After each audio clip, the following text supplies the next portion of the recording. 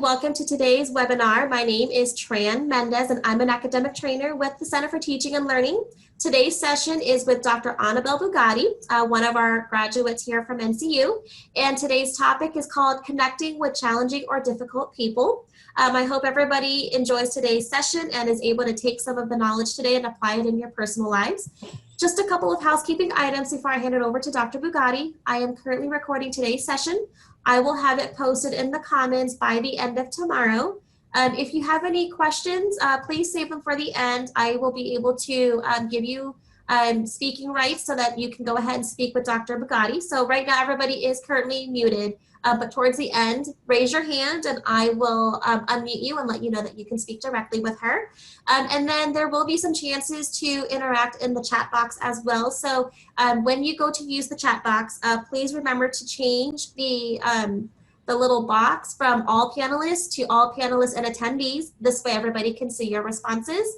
And with that, I will go ahead and turn it over to Dr. Bugatti. Hi, everyone. Good morning. Thank you so much for joining us today for this webinar.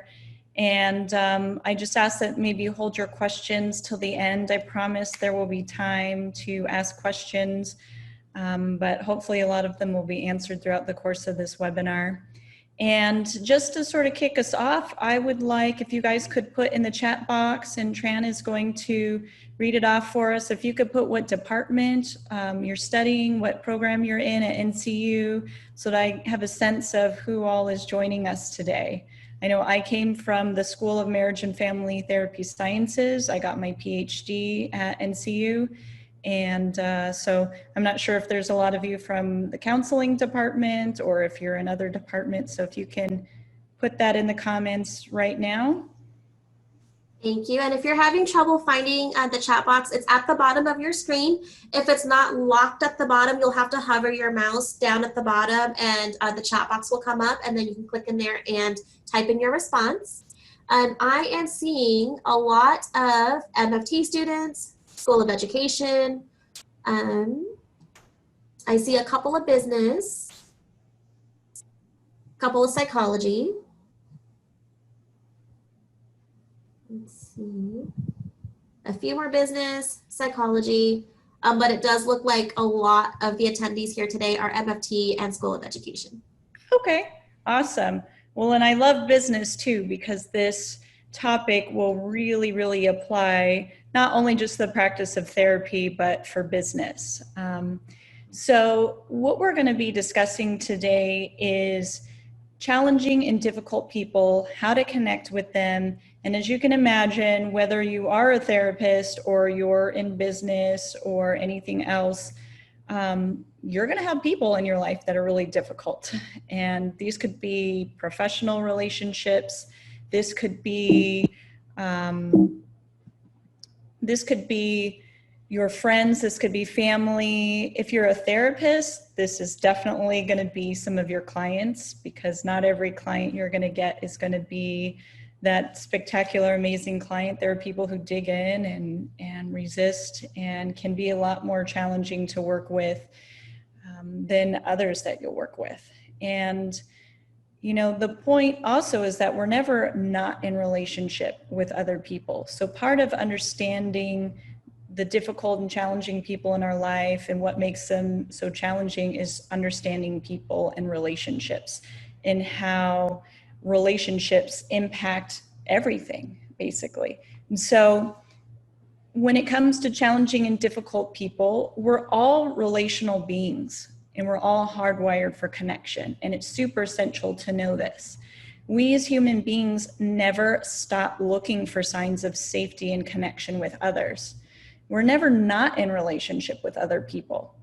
And the type of interaction and relationship that you have with others will differ. So if you are in a business transaction, your relationship will be defined by that business relationship. If this is a client that you have that's seeking services from your company, or if you're designing a website for somebody, or if you are a teller at a bank, or a cashier at a restaurant, a waiter at a restaurant or a drive-through, if you are in sales and you're selling to the public, but also, you know, if you're a therapist and you have clients, and you have colleagues, and you have peers, you have mentors, you have supervisors, you may be an employer, you may be an employee and have an employer.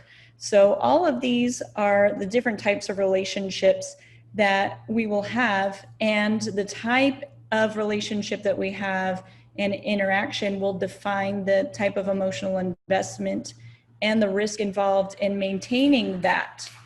Just because we leave our office, even as a therapist, and go out of our office doesn't mean that we stop needing to feel emotionally safe and connected.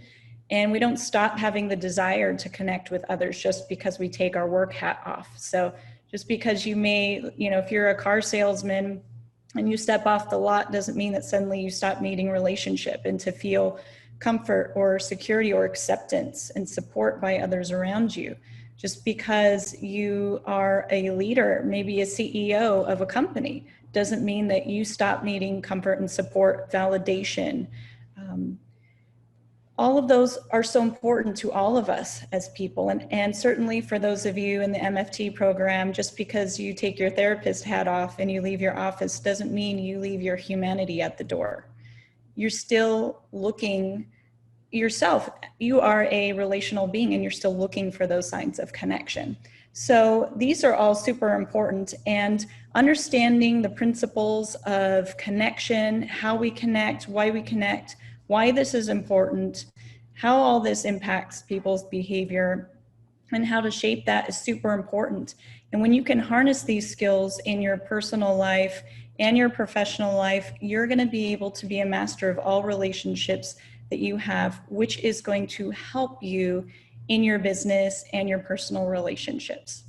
So let's dive in here and talk about, what makes people so difficult, right? And most of the time when we talk about difficult people, what comes to our mind are people who are super emotionally reactive. And sometimes it's really hard to understand why people do what they do, or we make wrong assumptions that we know why people do what they do because we see them getting super reactive and we think we understand. And then we so easily get into this really bad habit of applying labels in judgment or pathology. Now, if you're a therapist, applying labels of judgment and pathology is not going to help your client feel like you really get them and like there's a place in your office for them to get help. They're feeling judged immediately. That's going to shut them down. And the same thing in any kind of business relationship you have. If you are a manager and your teammates feel like their skills or their lack of skills are being judged, they might shut down, or they may go into different strategies to try to be understood and heard. And so it's really important to not make judgment and assumptions about other people and their lives. And what's neat, so the model of counseling that I use as a therapist is emotionally focused therapy. And the principles I learned in EFT have really transformed my life and my business and all of my relationships. And so I'm going to be teaching you some of our core principles today so that you can apply those to your life and your relationships. And one of my favorite things about EFT, and in EFT, it's all about attachment. And we're going to talk a little bit more about attachment. But one of the biggest things we do is teach and master the art of bringing two truths together and being able to create a connection out of two truths. And that's generally one of the ways in which people start to get difficult and challenging, when they don't feel accepted, when they don't feel like there's room for their truth, or when they try to push out someone else's truth. Maybe it's hard to make space for someone else's truth. So I'm going to teach you guys some strategies that hopefully will help you be able to master the art of bringing two truths together, whether you're coordinating two truths between team members on a team that you manage or supervise, or you're dealing with a couple who's in your office coming to therapy, or it's your own life where you're having to make space for somebody else's truth, or you're asking that they make space for your truth, so that you two can have a connection even though you may not agree on things. And this is going to be super essential. So part of understanding what makes people so difficult is understanding what makes us human, right? having an understanding of of people's humanness and how we come to interact the way that we do, both our own humanness and understanding other people's. Like I said, it's so easy to judge others and make assumptions. And it's important to remember that when we see someone out in the world who's getting angry or reactive, the same principles that you apply, especially as a therapist, to your clients, you can apply to yourself. And these aren't particular to being a therapist either. These can transfer to anybody because, again, we're all in relationship. And so, again, it's important to understand part of humanness is what happens when our brain goes into survival mode. If we can understand and remember what happens in these places for people, it's a lot easier to understand the reactivity that we see and to be able to have empathy for others. And when we can have empathy for others, it's a lot easier to be in connection with them, to see past the reactivity on the surface and into their heart, to see their fears, their concerns, their longings, their desires to be heard and understood. And it's so much easier for you to be able to sit with them in that place without getting triggered yourself and hijacked into your own reactivity, which I'm sure if you've ever been in a difficult conversation with somebody, when that extra dose of reactivity comes, it can make the fire blaze out of control. And that's what we want to try to avoid. So what can make it even more difficult is when we are the one experiencing the threat. Maybe it's someone we care about, someone we love, maybe a mentor we respect, a professor, somebody we look up to, and maybe they're doing or saying something that doesn't feel so good for us on the inside. Maybe it feels disrespectful or not very safe or loving. Maybe we're not feeling very accepted by them. And so applying the principles that we're going to talk about today to ourselves in the face of disconnection and understanding what's at play and approaching these people can really help you transform these situations. And so I'm going to teach you how to apply these principles to yourself and how to have relentless empathy, which we're going to talk about, and help you approach these conversations in a much different way that helps you have the kind of relationships and connections that you want and be able to soothe a really challenging situation, because you will be getting yourself into those. So part of what we need to understand is attachment. Attachment matters in all things we do. Attachment is not just a theory anymore. This is a science, and it's a science of understanding human behavior. It is the context by which we make sense of the world around us. It is the lens through which we look, and you can't take this lens off. And it is the way you look at yourself. It shapes the way you look at others. And so it's super important to understand the basics of attachment, and this will help you see yourself and others differently. When I remember that attachment gives us a very clear and explicit roadmap to understanding human behavior and why people react the way that they do, I can combine that with my skills and my training as a therapist. And that really helped me be able to approach solving problems and disconnection with others. And so this is going to help you guys as well. We're going to be able to learn more about this science of attachment, understanding that we're attachment-driven beings. We're hardwired to look for signs of safety from others. And recognizing this was revolutionary in helping me empathize with people who were challenging, especially, when I came to mentors, people who were in authority over me that didn't always do or say things that felt very good for me, but knowing how to approach those conversations was really scary. And putting my attachment lens on really helped me. It helped me be able to understand them and where they're coming from. And it helped me understand myself and recognizing that attachment is shaping me, that my need to connect, that this is just hardwired biologically, neurologically, automatically in us, that our baseline of functioning is to expect connection. And when we don't get that, things go wrong, right? And so this is so important to hang on to. And in adult relationships, so I'm going to teach you a little bit of the basics of attachment so that you can know what I know.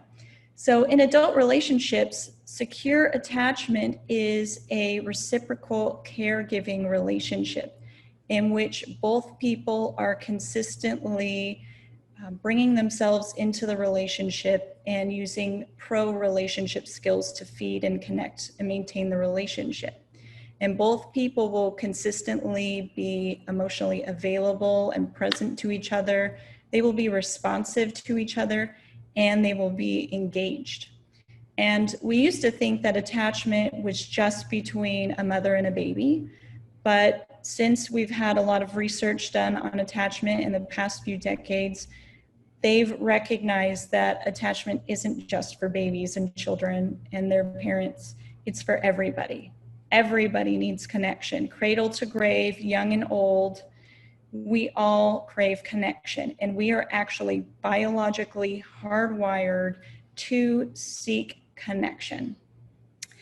Now, when you are an adult, most of your primary attachment figures, they may still remain your parents, but you will also have other types of primary attachment relationships, which can be your romantic partner, but it can also be a boss or a mentor, a professor. These can all be attachment figures.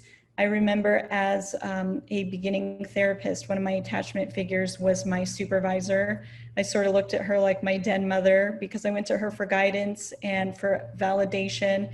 And it meant a lot to me when she saw me as doing a good job at being a therapist. And so these are the types of attachment figures that you might have. And what's also important is that we've recognized that the quality of our relationships matters.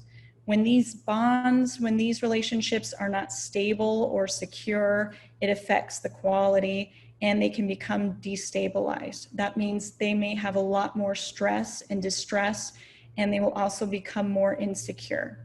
And when we don't receive consistent contact or contact that feels safe or comforting, then our attachment system with that person is not secure. And there's only a finite set of ways that we can cope with insecure attachment.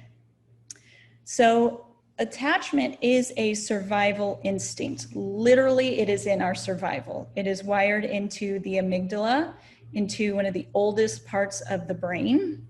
And it's a universal survival instinct. You can't turn it off. Even if you're one of those people who says, I think I'd be happy living alone on top of a mountaintop like the Grinch. I promise you, I've heard this many times from clients, but the reason why was because they had a lot of painful attachment experiences that taught them that people aren't safe. And so that changed their way of relating to others as being more aversive or avoidant, right? They want to get away from people and be on their own because that feels safer than the painful interactions that have defined their previous experiences. And attachment is timeless, it's ageless, and its expressions are culturally defined. So how we express our love will depend on the culture that we're living in. So somebody in America may express attachment or have attachment needs that are different than somebody in South Africa, for example. As children, our contact is mainly sought through a lot of physical contact.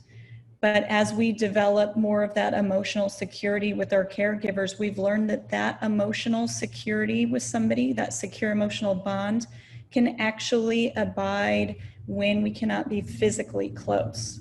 And so that's why, again, the quality of our relationships is so important, because when you can't be physically close, think of soldiers that get deployed and they have to be away from their loved ones for 6 months, a year, or, you know, the gentleman who goes on business trips, right? And you're away from your family, you're on the road, right? That secure bond is what gets you guys through when you can't physically occupy the same space. And so that's why the quality of these bonds is so important. What's also important is that attachment isn't just about bonding. It's actually a way of understanding our behavior. It's a way of understanding our emotions. It's the perfect system It's the trifecta. I call it the golden trifecta because they're all interrelated. They're not separate. So what happens is attachment lives in our nervous system. It directly impacts our ability to regulate emotions. When you have a caregiver that you can rely on, you develop secure attachment. When you have a caregiver who is not responsive or is inconsistent, meaning they're there sometimes and they're not there others, then you can develop insecure attachment. Or if there's trauma, if there's abuse, you can also develop a form of insecure attachment. And this matters because your caregivers are the first people in the world that you have a relationship with. They are the first humans. And that relationship serves as the building blocks, as the blueprints for all the rest of the relationships you have throughout the rest of your life. And the way that your caregivers see you impacts the way you develop your own identity, the way you see yourself as either lovable and good enough or not lovable and not good enough. And so that's how attachment impacts the way that you see yourself and the way you see others. If I learned from my caregivers that I could trust in them when I was scared, when I was in distress, as babies, they cry. If a caregiver is attentive and comes to seek them and take care of them and comfort them, then they learn that when I'm in trouble, I can rely on my caregiver to be there all the time. And this continues throughout your lifetime, and other attachment relationships you may have can also shape and impact this. But if you have a caregiver who doesn't show up and respond to you, then you may develop this view of other people that you can't really rely on them. So this is how those building blocks start to develop the way that you see others.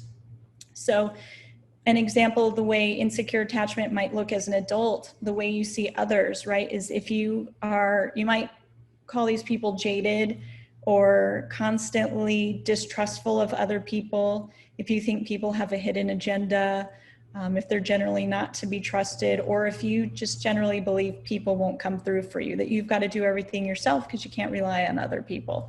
I guarantee this was shaped by your attachment experiences, because somewhere along the line you had caregivers that weren't there for you, that didn't show up for you in a key moment of need and let you know that you could rely on them. So the way that you coped with it was to deal with it on your own. Now remember, I said attachment is wired in through the amygdala, the survival part of the brain. So the same parts of you that drive you to eat or sleep and look for physical safety also compel you to look for safety in your relationships. So emotions also live in our nervous system. So attachment impacts our emotional responses because they're wired through the same part of the brain. When the survival part of your brain kicks on, guess what? It arouses your limbic system. That's the part of your body where your fight or flight response is. Again, the survival responses. So when you detect danger, your emotions are actually your body's natural threat detection system. Your emotions tell your body when everything is good. They let you know when things are not all right. And it arouses that part of your body, the nervous system, the limbic system, that's responsible for your survival, fight, flight, or freeze. Remember, I said there's only a finite set of ways to cope with emotions, right? To cope with any stimulus, fight, flight, or freeze. That's where your behavior comes into play. So our emotions give us vital clues about our experiences in the world, and our automatic ability to make meaning. It's also not something that we turn off, though people try very hard. I see it in my office a lot. Well, if you would just not look at it that way. Well, sorry, our brain, part of our survival instincts is whatever we input through our eyes, whatever stimulus we input through our senses, our body automatically has to make meaning of it as to whether or not this is for our survival benefit or for danger to us. That's how we survive. So you're never not evaluating any situation that you go into. Maybe you've never looked at it through these lenses, but This is an automatic process that's hardwired into your body. It's a natural and automatic process, and it's happening whether you're aware of it or not. But the more you can be aware of it, the more you can harness it to help shape yourself and the relationships with people around you. So again, coming back to the part of the brain where attachment is wired, right? It's part of our limbic system. And because emotions live in our nervous system, in our limbic system, the part that's fight, flight, or freeze, literally, even if you wanted to, you could not talk yourself logically out of feeling danger. And there's actually a neurological reason for this. When your fight or flight system kicks on, when the amygdala senses danger, it actually floods the frontal cortex with peptides. So the logic center of your brain gets flooded with peptides and shuts down. All of your energy goes through your limbic system and rallies to fight, flight, or freeze so that you can survive. And guess what? Attachment is one of those survival signals, right? So when our brain detects danger, right? So when we scan our regular environment for threats to our safety, like snake, poisonous spider, a cliff, a car coming that might run us over, those kinds of things.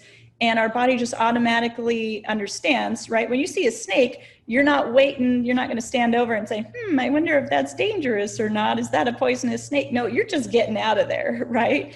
Because your brain has already said danger and we need to prioritize and survive. And because attachment is one of those instincts, all your brain has to do is even detect, right? And just like you scan that environment, you're scanning your relational environment. Am I being accepted by others? Are they going to reject me? We're scanning their faces, their eyes, their gestures, their body language, the tone of their voice. All of these send us signals as to whether or not we're in connection with other people. And so our brain actually encodes disconnection with other people, even the threat of disconnection, just the possibility, as a danger cue. And also what's important is that the pain center of our brain lights up. And we know this thanks to fMRI machines. We've been able to take a closer look at the brain under threat and the brain under threat of disconnection. And Sue Johnson, she's the pioneer of EFT, has done all kinds of tremendous work around this.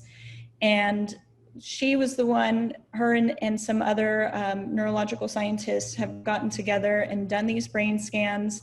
And they've been able to see how attachment functions in the brain. And so they're able to see that the pain center of the brain actually lights up.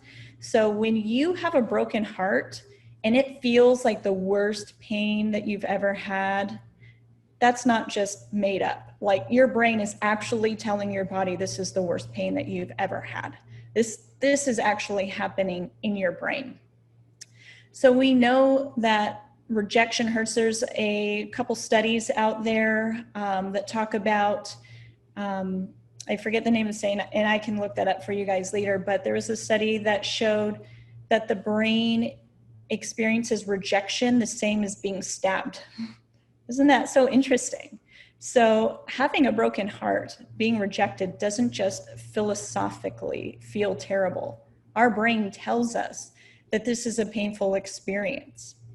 And that's why it's so important to work with people to understand their emotional responses, because when their brain goes into distress and they go into fight, flight, or freeze, if they're not in control of those moves there, then all kinds of bad stuff can happen, which I'm sure you've seen when you've seen people get really emotionally reactive. And you're like, holy cow, this person's screaming at me. Why is this person screaming? This doesn't feel very good, right? So everything that is psychological and emotional is also happening to us biologically. And the reason why I say this is because people often try to, our society, especially in America, is very good at saying, you know, get away from emotions, shut your emotion down, you shouldn't be emotional.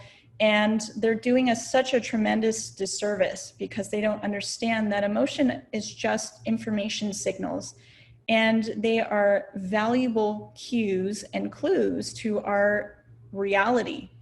And if we don't glean the information from that, we have far less control over what we do with that.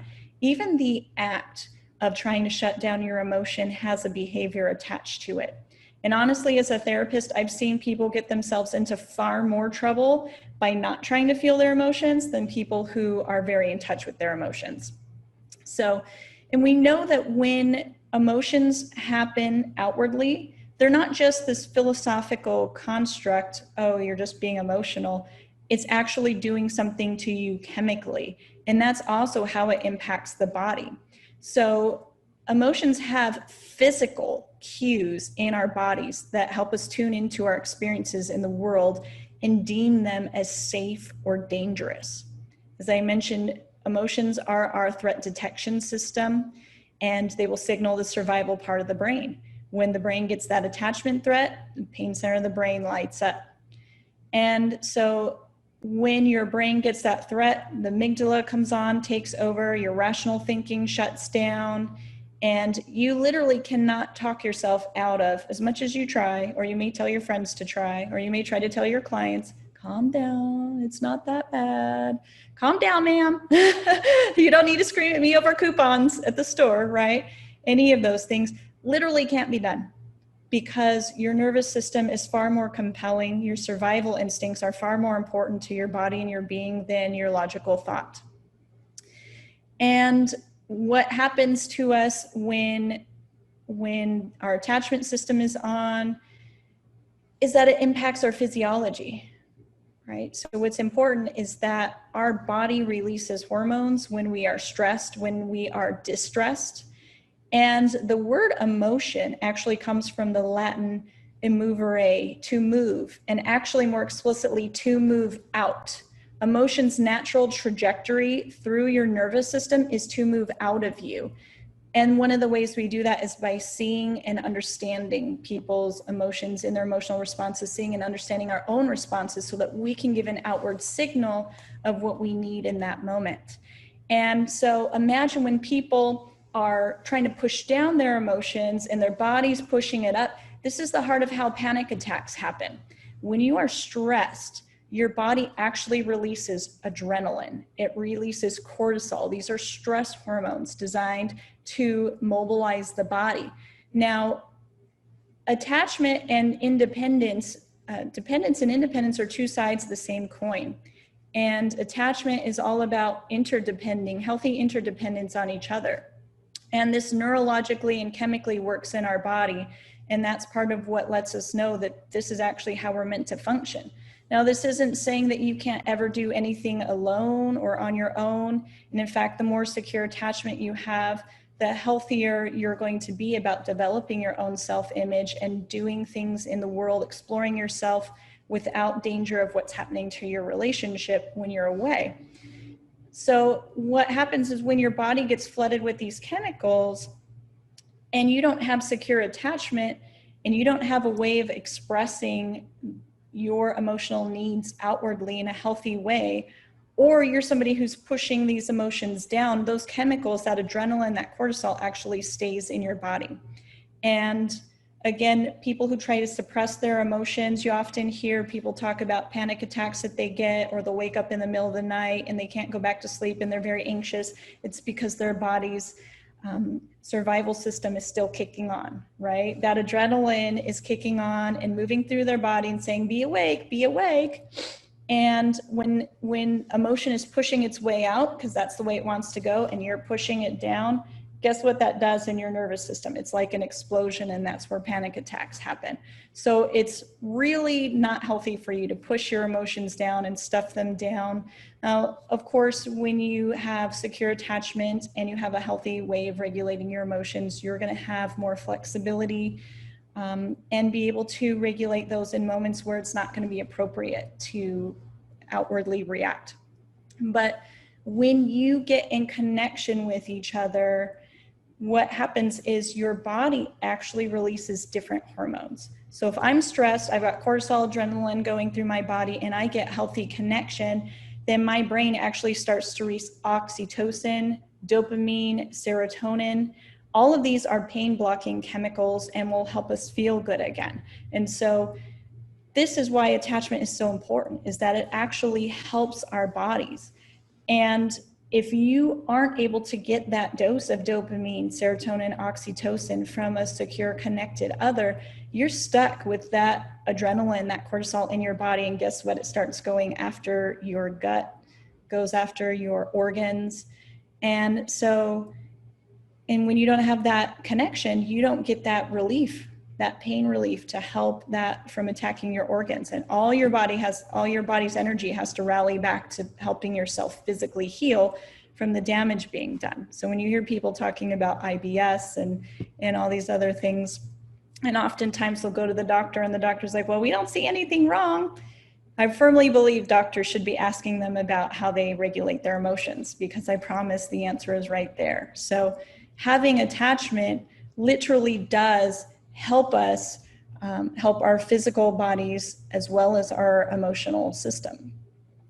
And so when people don't get secure connection, what that ends up doing is they may turn to other ways to chemically create or replicate what attachment does for them. They may turn to drinking or pills or alcohol, euphoria-inducing drugs, process addictions like gambling, like video games have been shown to produce similar chemicals, but they don't abide and they don't last. And so people that don't know how to create this with healthy attachment don't get the joy that sustains them. They only get little bursts as long as they're under the influence. And so they have to keep turning to those things, because as soon as the effects wear off, all the feelings they're trying to not deal with pop back up. So it's important to be able to tune into your emotions and understand what's happening, and that the reason why you're having an emotional response is your brain has just detected a threat. It's perceived that there's some danger. Maybe somebody's looking at you cross-eyed when you're giving a presentation and you're wondering, are they accepting me? Do they really hear me? Maybe I'm going to my boss with a proposal for a new project, and I'm listening to the tone of my voice for signals. Is my boss really taking this in? Or do they think it's a stupid idea? Or my clients, right? If my clients feel like I'm doing a good job as a therapist, we're also looking to them for those signs of safety. And our clients are looking to each other, and we're looking to the people around us. As I said, we can't turn this off.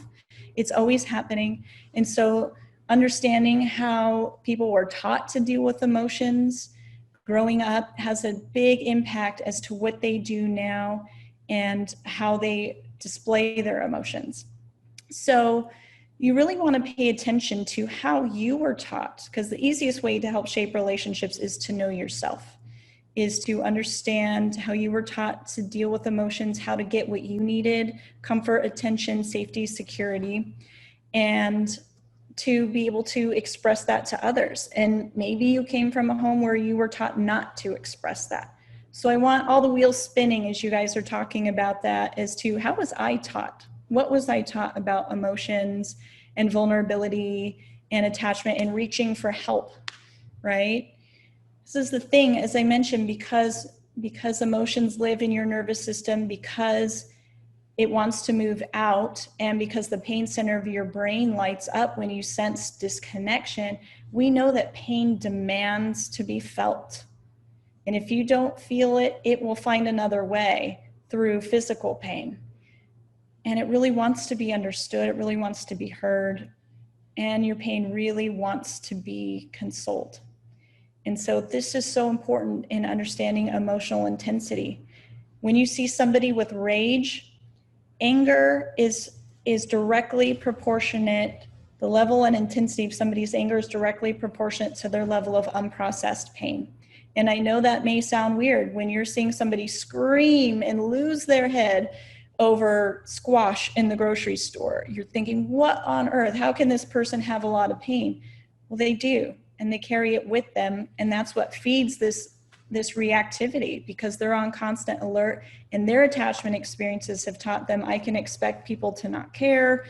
I need to make a big deal out of things because I don't have any experiences where people are listening to me or understanding. And so the more I expect not to be heard, because my attachment experiences have taught me, my negative attachment experiences might have taught me otherwise, the harder I have to push, right? Now, if you've had secure attachment, you're not always going to need to push this hard. You're going to be able to talk about it, share it with people in a way where you're keeping your cool and you're not losing it over a squash in the grocery store, right?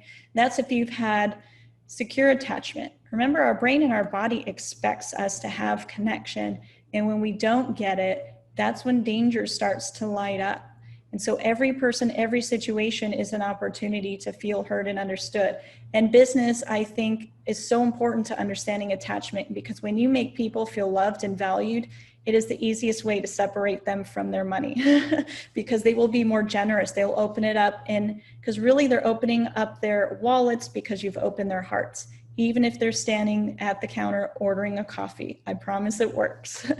So one thing I want you guys to really consider real quick is, how did I learn to get the care that I needed? What are my moves?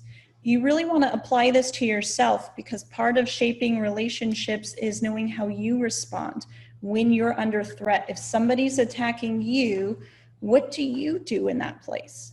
How do you respond? And sometimes the difficult person in the room is not others, it's us, right? And if you want to be able to be heard and understood in a way that doesn't hurt people around you, that doesn't wreck relationships or burn bridges, especially in business, then you've got to learn to know yourself and what you do right in that place. So was I able to rely on my caregivers to respond to me consistently? Was there somebody available that I could go to if I had a problem that I could talk to, and they would make me feel safe, that I could talk to them and open up, and would they comfort me? Or were they available, but for some reason I didn't feel comfortable going to them and therefore I didn't? And then I tried to take care of it on my own, which may make it harder to ask for help, even in business or when you're struggling. It's also important to know, did I only get care if I was sick or something really bad happened? And if that happened, then that's going to make it to where when you move about the world, you have to make a big deal about things in order to get care. I'm sure you've probably seen these people when it feels like they're making a mountain out of a molehill. They're not really. It's their attachment experiences have said, I don't trust you to show up for me unless it's a really big deal. So if I have to make this thing a big deal, that's what I'm going to do to get you to understand me and come to my pain. And so other questions are, did you learn to minimize your stress? Some people grew up in houses where they had to tough it out just to minimize their pain. Suck it up, buttercup, move on. Don't let it bother you. And what are your core behaviors when you have a lot of emotion? Are you somebody who pursues, and maybe if you don't feel heard, you might poke, you get really anxious, you notice your adrenaline, your body sort of ratcheting up and energizing itself, and you move towards people and you let them know, you communicate more, maybe you blow up their phones with texts, lots of emails, send calls? Or are you somebody who shuts down and goes away? If it doesn't work, or if I don't sense that I'm going to be accepted, or things go bad, I don't want to hang out and find out that I'm being rejected. I'm just going to go away first before I even hear the bad news. So just trying to understand what happens to you. And it's important because when you're in a difficult conversation with your boss or a client, when you have a client who gets really reactive in front of you and then they turn on you and they start questioning you as a therapist, well, how old are you anyway? Do you even have kids? Are you even married? Really, they're saying, can you help me, right? When you learn to recognize reactivity is pain, it's so much easier to understand people. When we can wrap our minds around it, we can have empathy. And empathy is so essential to helping each other through these situations. So really make sure that you can gain knowledge of your own emotional reality and harness that information to give signals to other people. And so again, you're going to come across this in all kinds of environments. You're going to see this in church, at school, at work. Attachment is on the world stage. You see this in the news a lot today with a lot of things going on in our society, a lot of disconnection, a lot of brokenness, a lot of reactivity, a lot not able to bring those two truths together. And you see this on Facebook a lot as well. So it's important.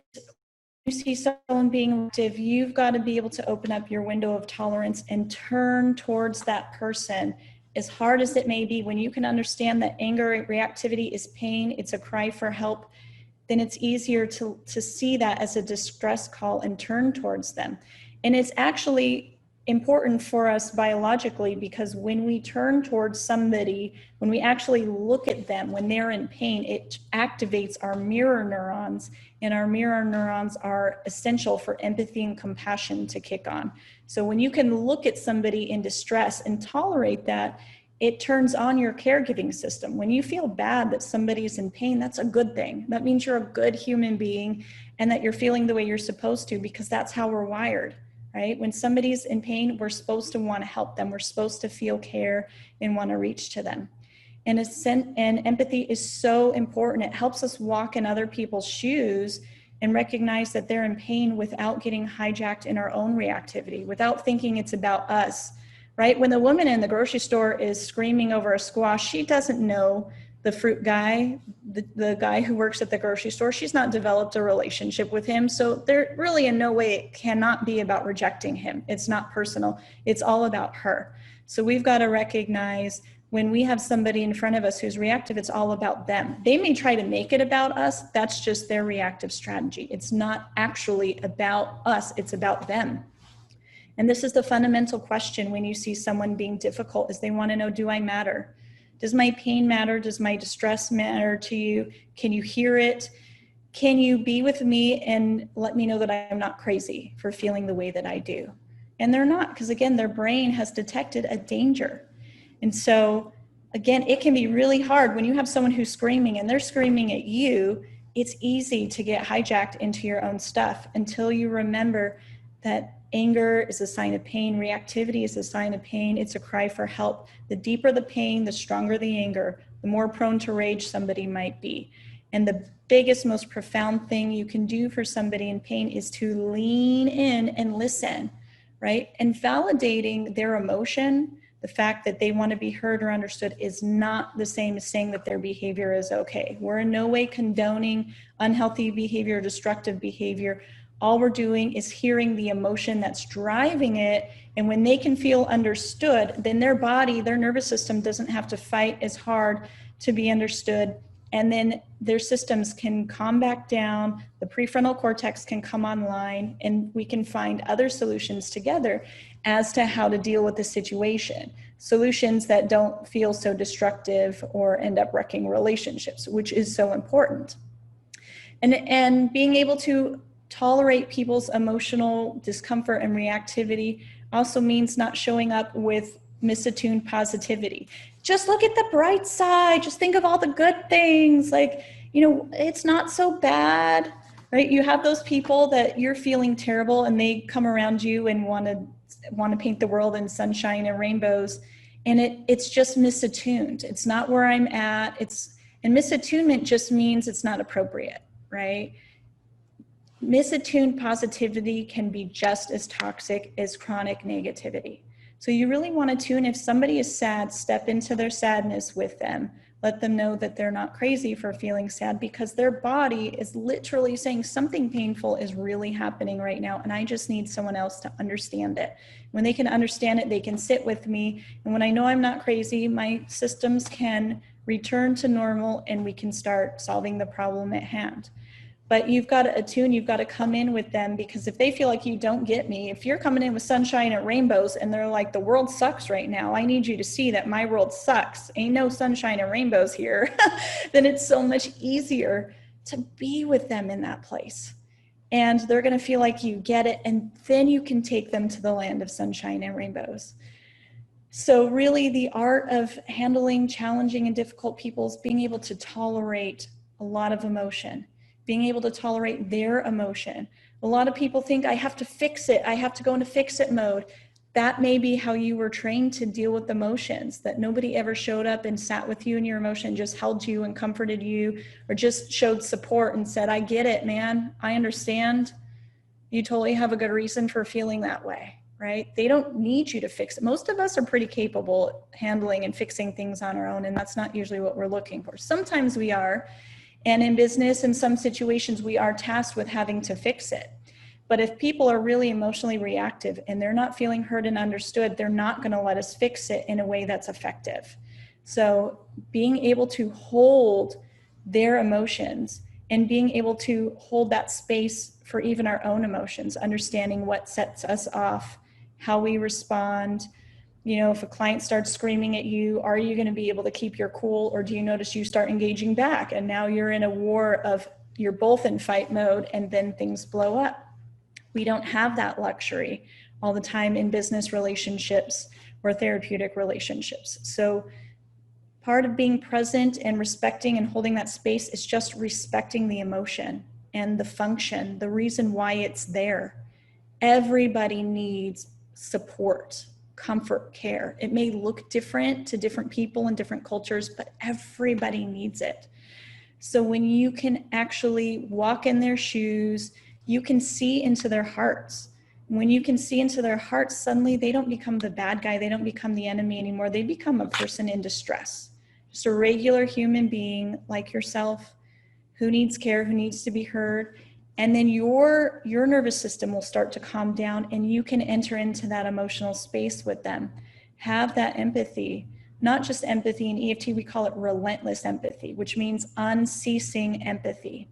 And again, it doesn't mean that we're saying their behavior is okay. We're saying, I understand that you as a human being are in pain, that something bad is happening for you.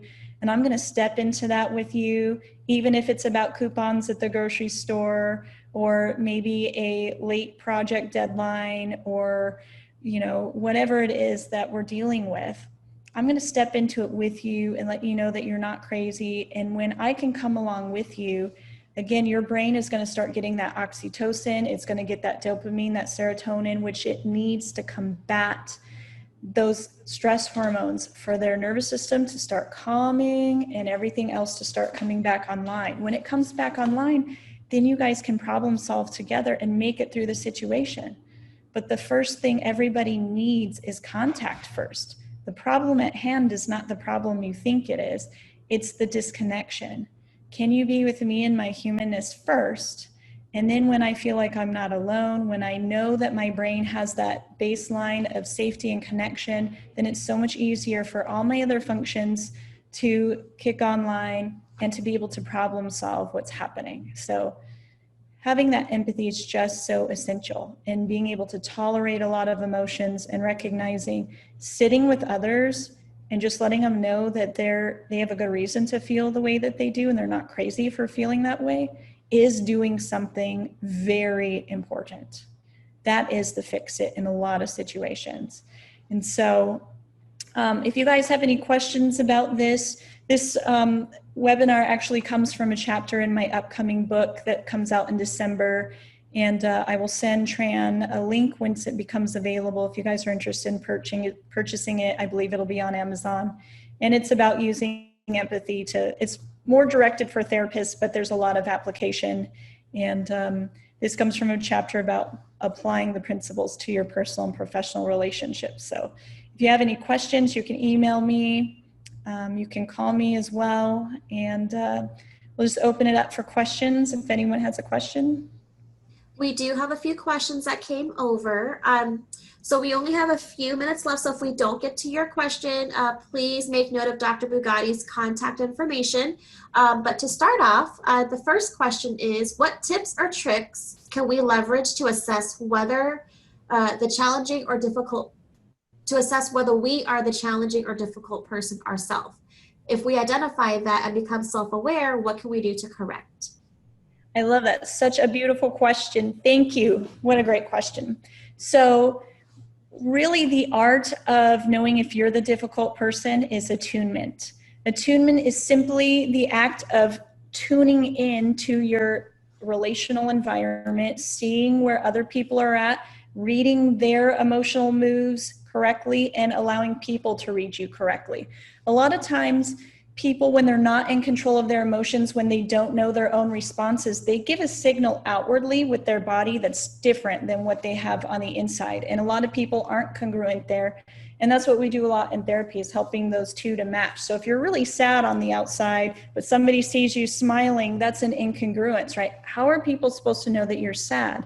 Yet then we tend to walk the earth and assume people know that we're sad because we feel it on the inside, but we're not showing it on the outside. And then we can get very upset when people don't figure that out, right? So when you can tune into other people and also recognize your own stuff, right? If I'm somebody who gets really anxious, and when I don't feel heard or understood, if I start pushing, and if I don't feel comfortable with the response or I don't feel soothed by it, I push harder and harder. And you're tuning in and you're watching people. Maybe you're seeing them go away. Maybe you're seeing them get angry as well. Maybe you're seeing them call in extra forces to help manage the situation. If things are getting hot, that could be a sign that you might be the difficult person in the room. So the best way to not be that person is just to know yourself, know your own reactivity. What is my move there? And when I understand, am I feeling angry right now? Instead of maybe just going off on somebody and calling them a lot of names and ripping them a new one, as they love to say in therapy, my clients. Being able to understand, oh, I'm really angry right here. What is the message of my anger? Oh, my anger is saying that I don't feel very important. I don't feel like I matter right here. And that's really painful. Then you can actually turn to that person and say, you know what, I'm really not feeling important right here. That feels really terrible on the inside and I'm getting really angry. Much different signal to them than just tearing into them, right? Which is so easy to do, easy to get into blame, criticism, judgment, recognizing what you do and giving a much clearer, more authentic signal. Thank you. The next question is there a way to control the peptide flooding the brain? Nope. It's just an automatic response. See, I can tell that question came from somebody who's not comfortable with a lot of emotions. Can't we just think of it logically? Can't we stop that from happening so we can keep the prefrontal cortex on and stay logical? Nope. When somebody tries to talk to you logically from an emotional place, your body knows the difference, right? You know when somebody's just going through the motions or saying something you want to hear versus when they're actually feeling it. And that's why it's so important to not override the emotions, but to understand the emotions so you control it.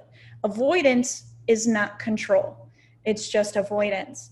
And the fact that your brain floods with the peptides is an automatic survival mechanism, because again, when your limbic system turns on, all forces in your body rally around your emotions for your survival. So it's actually more impactful and a better strategy just to understand your emotions so that you have more control over the expression of them. Thank you for that, Dr. Bugatti.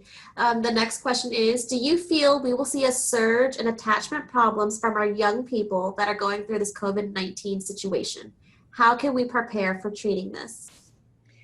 That's a great question. Yes, I think aside from even just COVID, I think a lot of people have not been taught how to do emotions. Our society definitely does not teach that. We've not been taught healthy attachment skills because our parents weren't taught. They got married. Our grandparents got married for a lot different reasons than we get married for. And yet since they had different reasons, they needed different skills.